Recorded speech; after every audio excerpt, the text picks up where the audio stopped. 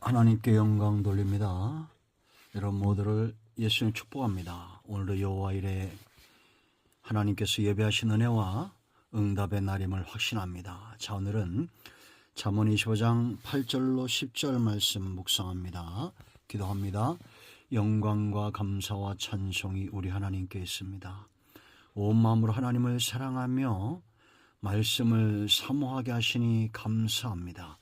볼 수 있는 눈과 들을 수 있는 귀를 열어주시니 감사합니다. 주의 보혈을 의지하여 간구합니다. 우리의 죄로 인하여 하나님과 멀어지지 않게 하시고 우리의 모든 죄와 허물의 사함을 받고 주의 은혜 아래 기뻐하며 즐거워하며 만족함을 누리는 귀한 삶 되게 하옵소서. 잠언의 말씀들이 우리의 심령 깊숙이 자리 잡기를 원합니다. 종을 낮추시고 겸손하게 하시고 오직 말씀의 도구만 되게 하옵소서. 예수님의 이름으로 사모하며 기도합니다. 아멘. 8절 봅니다. 너는 서둘러 나가서 다투지 말라. 마침내 네가 이웃에게서 욕을 보게 될 때에 네가 어찌할 줄을 알지 못할까 두려우니라. 너는 이웃과 다투거든 변론만 하고 남의 은밀한 일은 누설하지 말라.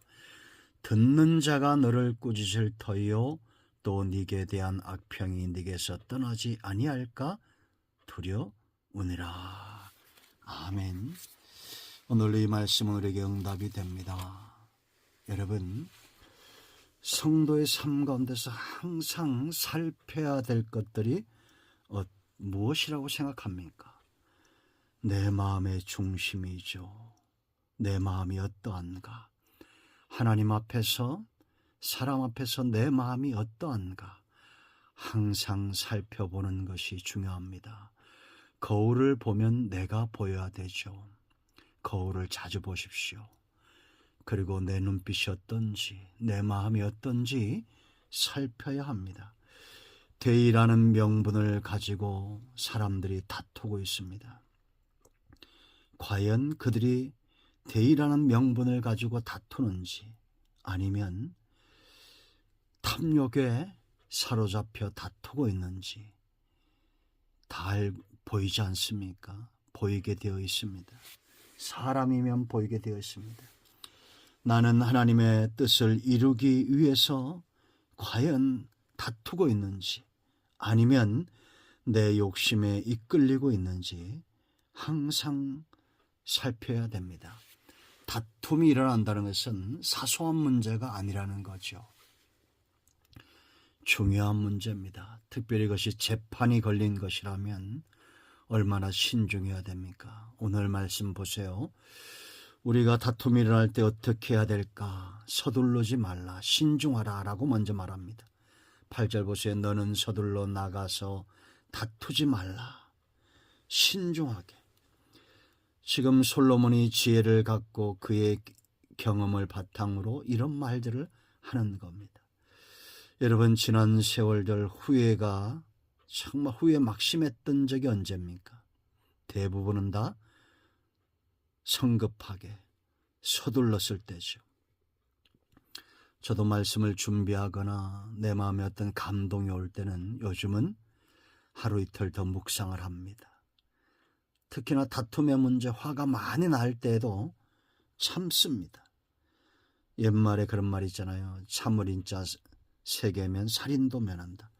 참 맞는 말입니다. 대부분의 싸움이 커지는 것은 참지 않기 때문이죠. 참을 수 없는 신중한 마음, 그 중심을 아직 그가 가지지 못한, 연단되지 못한 결과입니다. 여러분, 서둘러서 좋은 결과를 가져올 수가 없습니다. 우리가 은혜와 말씀을 사모할 때는 빠른 발이 중요하죠. 헌신의 빠른 발을 가지십시오. 기도의 빠른 발을 가지고 전도 현장에 빨리 나가십시오. 그러나 다툼이나 분노는 느린 발이 중요합니다. 그 다음 구절 보세요. 다투지 말라. 마침내 결과가 온다는 겁니다. 네가 이웃에게서 욕을 보게 될 때 서둘러 가지고 잘못 알고 다투고 분명한 어떤 증거도 없이 심증만 가지고 물증도 없는데 다투게 되면 욕을 보게 될 때 네가 어찌할 줄을 알지 못할까 두려우니라. 두려운 결과가 올 수 있다는 것이죠. 그러므로 여러분, 사안이 막중하고 중요할수록 신중한 것이 중요합니다. 그것은 믿음이 없는 행동이 아니라 오히려 믿는 자는 하나님의 때를 믿기 때문에 기다릴 줄 알고 신중할 줄 아는 겁니다. 오늘 내가 심은 것은 반드시 그 결과로 돌아옵니다. 성급하게 우리가 무엇인가 심는다고 생각해 보세요. 좋은 열매를 기대할 수 없습니다. 자, 두 번째 중요한 게 있습니다. 9절 말씀 보면 너는 이웃과 그랬습니다. 이웃과 다투거든 변론만 하고 남의 은밀한 일은 누설하지 말라. 여러분, 이웃이라는 것은 어떤 것입니까? 하나님이 내게 짝지어준 형제와 같습니다. 그래서 이웃 사촌과도 같죠. 나와 같은 영역에 머물러 있습니다. 같은 교회를 다니고 같은 직장 생활을 하고 같이 소통합니다. 그러다 보니까 비밀도 알게 되죠.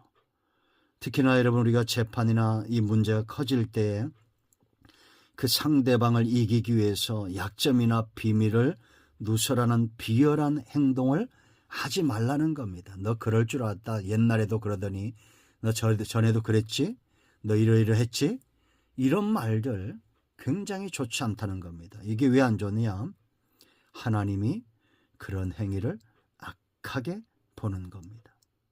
그런가 하면 영혼을 실족시키는 것이 되고 스스로 신뢰를 잃어버림으로 이제는 믿을 수 없는 사람이 되어서 더 큰 손해를 보게 된다.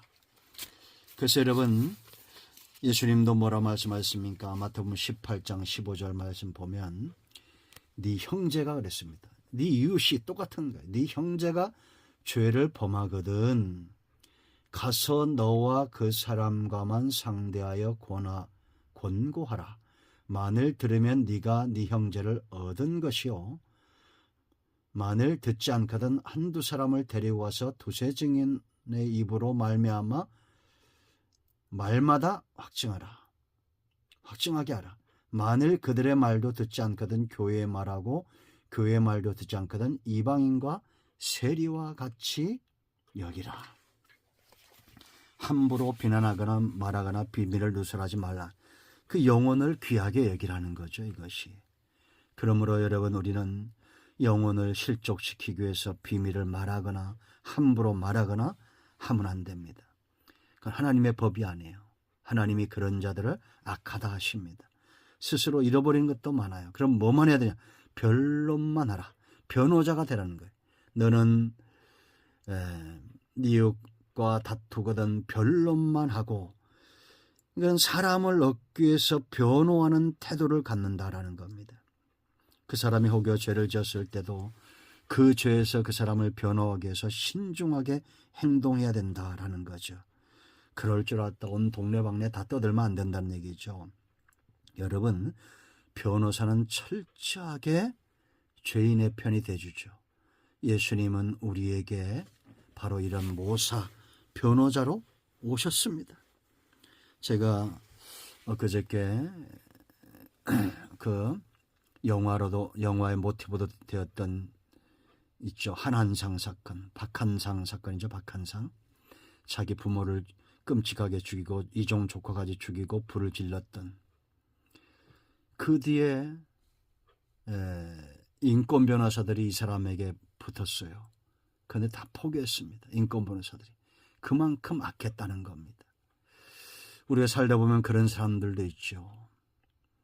여러분, 우리가 하나님 앞에서 얼마나 악한 존재인지, 그리고 내가 받은 축복은 구원이고 성령의 인도하심입니다. 그렇다면 우리는 사람들을 향해서, 우리의 형제와 이웃을 향해서 변호사의 마음을 가져야 됩니다. 변론만 하고 그 사건을 키우지 말라는 겁니다. 중심으로. 여러분, 이 나라가 왜 이렇게 사람들이 대의라는 말을 남용하는지 모르겠습니다.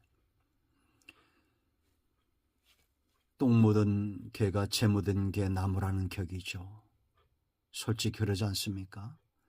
하나님 앞에서 우리는 다 50보 100보입니다. 다 같은 자들이에요. 우리는 겸손해야 됩니다. 섣부르게 서두르지 말고 다투지 말고 하나님의 때를 기다릴 줄 알아야 됩니다. 하나님의 때는 반드시 옵니다. 기도합니다.